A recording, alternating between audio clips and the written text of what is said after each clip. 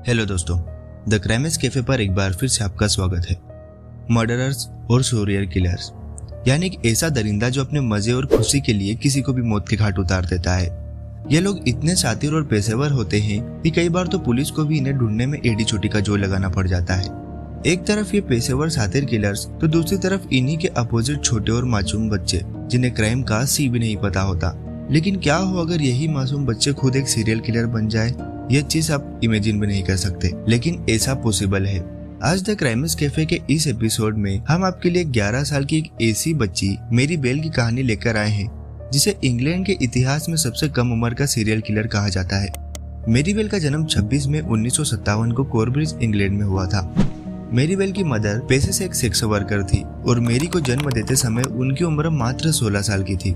और इसी वजह से जब मेरी का जन्म हुआ तो वो इस बात को एक्सेप्ट नहीं कर पा रही थी कि ये उनकी खुद की बेटी है। वो लगातार डॉक्टर से उसे दूर ले जाने के लिए कह रही थी और इसी तरह चीजें दिन पर दिन खराब होती जाती रही। मेरी की मदर MC क्रिकेट मेरी को घर पर अकेला छोड़कर अक्सर बिजनेस ट्रिप्स के लिए ग्लास हो जाया करती थी और उसकी गैर मौजूदगी मेरी के लिए कुछ थोड़ी देर के सुकून और राहत के पल लेकर आती थी, क्योंकि जब भी वह दोनों साथ में होते तो मेरी की मदर हमेशा उसे मेंटली और फिजिकली टॉर्चर किया करती थी।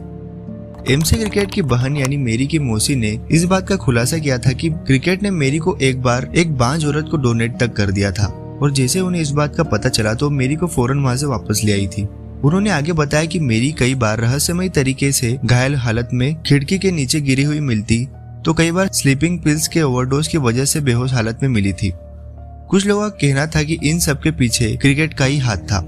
मेरी के अनुसार जब से वो 4 साल की थी तब से उसकी मदर उसे सेक्स वर्कर के तौर पर इस्तेमाल किया करती थी, लेकिन इन सब बातों को मेरी का परिवार सिरे से नकार देता है। उनके अनुसार मेरी एक स्ट्रेंज चाइल्ड है।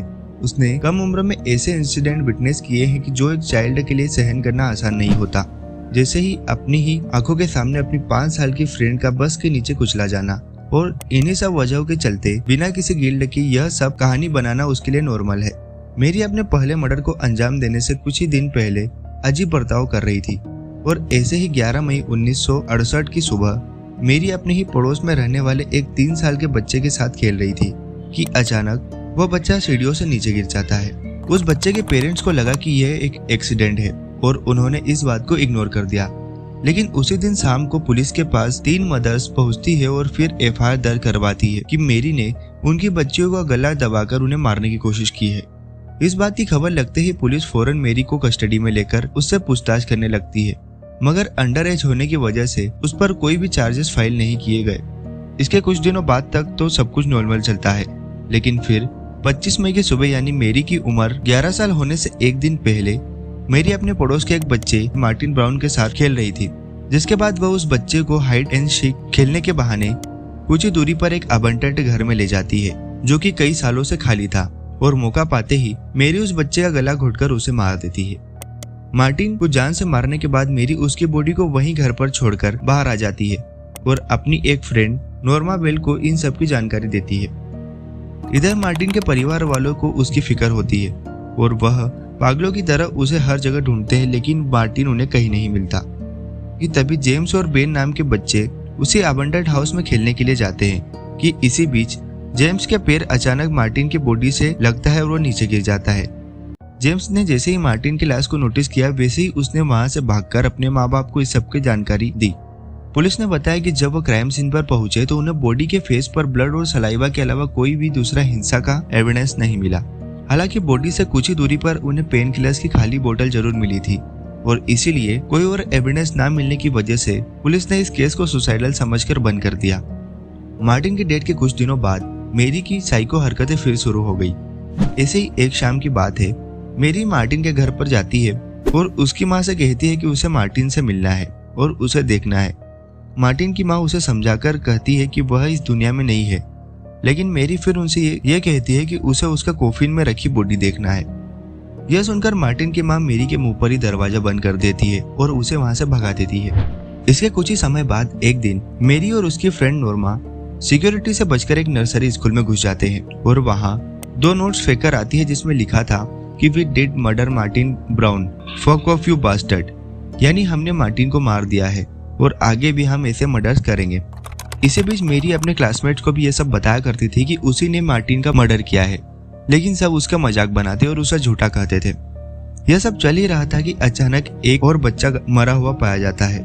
जुलाई 31 यानी पहले मर्डर से 2 महीने बाद मेरी और उसके फ्रेंड नोरमा घर के बाहर टहल रहे थे। तभी उन दोनों की नजर वहीं पास में खेल रहे 3 साल के ब्रायन पर पड़ती है। ब्रायन को अकेला देखकर मेरी का शैतानी दिमाग में फिर से दरिंदगी पनपने लगती है और वह दोनों उसे चॉकलेट की लालच देकर झाड़ियों के पीछे ले जाकर जान से मार देते हैं। लेकिन यह मर्डर पिछले मर्डर से कई गुना ज्यादा खतरनाक था। दरअसल मेली और नोरमा ने इस मर्डर को अंजाम देने के लिए एक धारदार कैंची का इस्तेमाल किया था। उन दोनों ने पहले तो ब्रायन के पेट और सीने में स्टेप किया और उसकी जांघों पर उसी कैंची से स्क्रैच लगा दिए। और जब यह सब करने के बाद उनका मन नहीं भरा तो उन दोनों ने ब्रायन का प्राइवेट पार्ट भी उसकी बॉडी से अलग कर दिया और उसकी बॉडी वहीं पास में पड़े कंक्रीट ब्लॉक्स के पीछे छुपा दी। कुछ समय बीतने के बाद जब ब्रायन की बहन उसे ढूंढने बाहर आई तो उसे अपने भाई को ढूंढते देख मेरी और नोरमा उसके पास आकर मदद करने के लिए कहते हैं और कुछ देर तक आस पड़ोस में उसे ढूंढने का नाटक करते हैं। इसी खोज में मेरी उन कंक्रीट ब्लॉक्स की तरफ भी अपनी उंगली पॉइंट करती है और कहती है कि हो सकता है कि ब्रायन उस ब्लॉक्स के पीछे छुपा हो। बट उसकी फ्रेंड नोरमा उसकी बात को डिनाई करती है और ब्रायन की सिस्टर को वहां से लेकर चली जाती है। कुछ दिनों बाद जब ब्रायन की लाश मिलती है तो आस पड़ोस में डर और घबराहट का माहौल बन जाता है। पुलिस इन 2 मर्डर्स के गुत्थे सुलझाने में अपनी एडी चोटी का जोर लगा देती है कि तभी पुलिस को ब्रायन का पोस्टमार्टम कर रहे डॉक्टर्स फौरन हॉस्पिटल बुलाते हैं। दरअसल जब डॉक्टर्स ब्रायन की बॉडी से सूख चुके ब्लड को साफ कर रहे थे तब उनकी नजर उसकी चेस्ट पर पड़ती है जहां मर्डरर ने धारदार चाकू से एम लेटर को रेत दिया था। और वहीं साथ ही डॉक्टर्स पुलिस के सामने खुलासा करते हैं कि यह मर्डर किसी बच्चे ने किया है क्योंकि जिस फोर्स से ब्रायन को स्टेप किया गया था वह बहुत कम था। इधर इन्वेस्टिगेशन इंटरव्यू में नोरमा और मेरी की बारी आती है तो वह दोनों बहुत बड़ी गलती कर देते हैं। दरअसल जब पुलिस ब्रायन के बारे में पूछते हैं तब नोरमा उन्हें बताती है कि वो और मेरी ब्रायन के साथ थे, पर मेरी इस बात को साफ नकार कर टॉपिक चेंज कर देती है। इस बात की खबर जब पड़ोसियों को मिलती है तब वो उन्होंने पुलिस को एक और चौंका देने वाली बात बताई।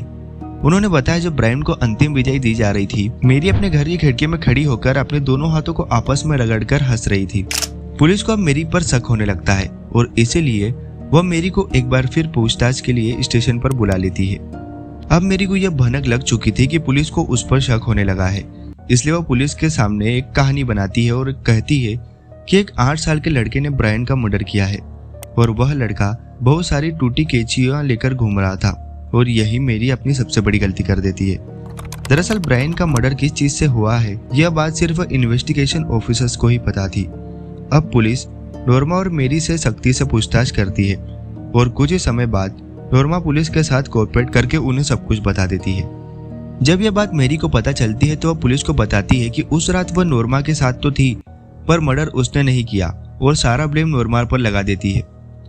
अब दोनों लड़कियों को अरेस्ट कर लिया जाता है। कोर्ट में यह बात साबित हो जाती है कि इन दोनों मर्डर्स के पीछे मेरी बेल का हाथ है और इसीलिए कोर्ट ने उसे अनिश्चित काल के लिए सजा सुनाती है और वहीं दूसरी तरफ नोरमा बेल को निर्दोष करार देकर छोड़ देती है। लेकिन 1980 में स्ट्रिक्ट निगरानी और लाइसेंस पर मेरी बेल को रिहा कर दिया गया, लेकिन वह अभी भी एक कैदी थी। कोर्ट के अनुसार उसे समय समय पर अपनी सजा पूरी करने को जेल जाना पड़ेगा। साथ ही कोर्ट में मेरी को नया नाम, पहचान और सिक्योरिटी भी प्रोवाइड की थी। अब मेरी बेल अपनी लाइफ किसी दूसरे नाम से जी रही है। तो दोस्तों ये थी आज की कहानी। अगर आपको ये कहानी पसंद आई तो इस वीडियो को लाइक जरूर करें और अगर आप ऐसी ही वीडियोस आगे भी देखना चाहते हैं तो हमारे चैनल को सब्सक्राइब करके बेल नोटिफिकेशन ऑन जरूर कर लें। मिलते हैं आपसे अगली वीडियो में, तब तक के लिए बाय बाय।